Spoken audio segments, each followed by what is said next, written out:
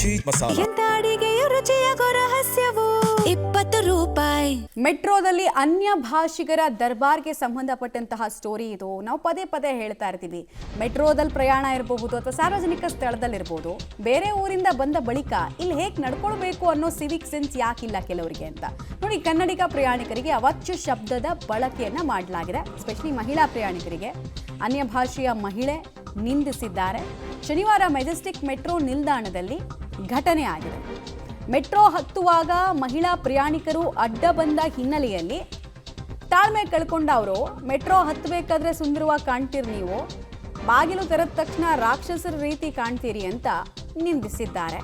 ಮಹಿಳೆ ವಿರುದ್ಧ ಕ್ರಮ ಕೈಗೊಳ್ಳುವಂತೆ ಸಂತ್ರಸ್ತರು ಈಗ ಒತ್ತಾಯವನ್ನು ಮಾಡ್ತಾ ಇದ್ದಾರೆ. ಸೋಷಿಯಲ್ ಮೀಡಿಯಾದಲ್ಲೆಲ್ಲ ಈ ವಿಚಾರ ಬಹಳ ದೊಡ್ಡ ಮಟ್ಟಿಗಿನ ಸದ್ದು ಮಾಡ್ತಾ ಇದೆ. ಅನ್ಯ ಭಾಷಿಕರ ದರ್ಬಾರ್ಗೆ ಸಂಬಂಧಪಟ್ಟಂತ ವಿಡಿಯೋ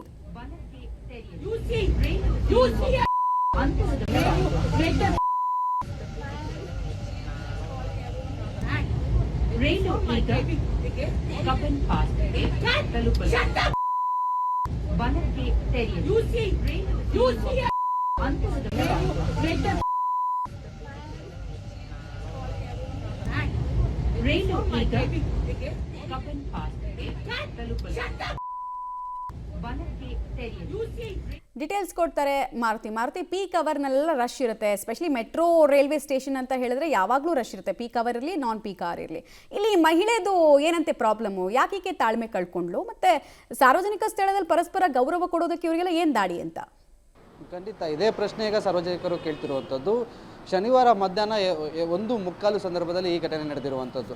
ಮೆಜೆಸ್ಟಿಕ್ಕಿಂದ ವೈಟ್ಫೀಲ್ಡ್ ಹೋಗುವಂಥ ನೇರಳೆ ಮಾರ್ಗದ ಮೆಟ್ರೋದಲ್ಲಿ ಮೆಜೆಸ್ಟಿಕ್ಕಲ್ಲಿ ಮೆಟ್ರೋ ಅಂತ ಸಂದರ್ಭದಲ್ಲಿ ಆಕೆಯನ್ನು ಏನು ವಯಸ್ಸಾಗಿದೆ ಅನ್ನೋ ಕಾರಣಕ್ಕೋ ಅಥವಾ ಆಕೆ ಅನ್ಯ ಭಾಷಿಕ ಅನ್ನೋ ಕಾರಣಕ್ಕೋ ಗೊತ್ತಿಲ್ಲ, ಈಗ ಸಹಜವಾಗಿ ಮೆಟ್ರೋ ಬಂದಾಗ ರಶ್ ಇದ್ದೇ ಇರುತ್ತೆ. ಹತ್ತಬೇಕಾದ್ರೆ ಸ್ವಲ್ಪ ಜನ ಫಾಸ್ಟಾಗಿ ಹತ್ತುತ್ತಾರೆ. ಆ ಹತ್ತದಂತ ನೋಡಿದಾಗ ಆಕೆ ಈ ರೀತಿಯ ವರ್ತನೆ ಮಾಡಿರುವಂಥದ್ದು. ಅನ್ಯ ಭಾಷೆಯಲ್ಲಿ ಕನ್ನಡಿಗರನ್ನ ನಿಲ್ಲಿಸುವಂಥ ಕೆಲಸ ಮಾಡಿದ್ದಾರೆ. ನೀವೆಲ್ಲ ನೋಡೋದಕ್ಕೆ ಚೆನ್ನಾಗಿ ಕಾಣಿಸ್ತೀರಾ, ಅಂದರೆ ಮೆಟ್ರೋ ಬರೋದಕ್ಕಿಂತ ಮುಂಚೆ ಸುಂದರವಾಗಿ ಕಾಣ್ತೀರಾ, ಇದಕ್ಕೆ ಸುಂದರವಾಗಿ ಕಾಣೋಕ್ಕೆ ನನ್ನ ಪೂರ್ವಜರ ಕಾರಣ, ಅದರಿಂದ ನಿಮಗೆ ಬಳುವಳಿ ಬಂದಿರುವಂಥದ್ದು ಅಂತ ಹೇಳ್ಕೊಂಡು ತನ್ನ ಬಗ್ಗೆ ಹೇಳ್ಕೊತಾ ಮತ್ತು ಮೆಟ್ರೋ ಒಳ ಭಾಗದಲ್ಲಿ ಜೋರಾಗಿ ಕಿರ್ಚಾಡ್ತಾ ನಾನ್ಸೆನ್ಸ್ನ ಕ್ರಿಯೇಟ್ ಮಾಡಿರುವಂಥದ್ದು. ಸಹ ಪ್ರಯಾಣಿಕರು ಇದನ್ನು ವಿಡಿಯೋ ಮಾಡಿಕೊಂಡು ಈಗ BMRCL ಅವ್ರನ್ನ ಟ್ಯಾಗ್ ಮಾಡಿಕೊಂಡು ಇಂತಹವರಿಗೆ ಆ್ಯಕ್ಷನ್ ತಗೊಳ್ಳಿ, ಯಾಕಂದರೆ ಈಗಾಗಲೇ ಹೊಸ ದಂಡ ಪ್ರಯೋಗ ಮಾಡ್ತೀವಿ ಅಂತ ಮೆಟ್ರೋದವ್ರು ಹೇಳಿದ್ದಾರೆ. ಅಂದರೆ 5,000 ರಿಂದ 25,000ವರೆಗೂ ಅನುಚಿತ ವರ್ತನೆ ಮಾಡಿದಾಗ ದಂಡ ವಿಧಿಸೋದಕ್ಕೆ BMRCL ಮುಂದಾಗಿದೆ. ಇಂಥ ಪ್ರಯಾಣಿಕರಿಗೆ ಆ ಬಿಸಿ ಮುಟ್ಟಿಸಿ ಇಂಥವರಿಂದ ನಮಗೆ ಸಹ ಪ್ರಯಾಣಿಕರು, ಯಾಕಂದರೆ ಸಾರ್ವಜನಿಕ ಸಾರಿಗೆಯಲ್ಲಿ ಸಂಚಾರ ಮಾಡಬೇಕಾದ್ರೆ ಬೇರೆ ಪ್ರಯಾಣಿಕರ ಅನುಕೂಲನೂ ನೋಡಬೇಕು, ಬೇರೆಯವ್ರಿಗೆ ಸಮಸ್ಯೆ ಆಗದ ರೀತಿಯಲ್ಲಿ ವರ್ತಿಸಬೇಕು.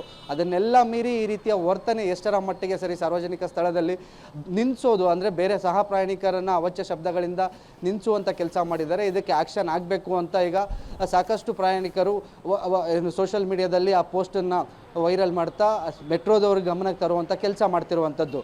ಮಮತಾ, ಧನ್ಯವಾದ ತಮ್ಮ ಮಾಹಿತಿಗಾಗಿ.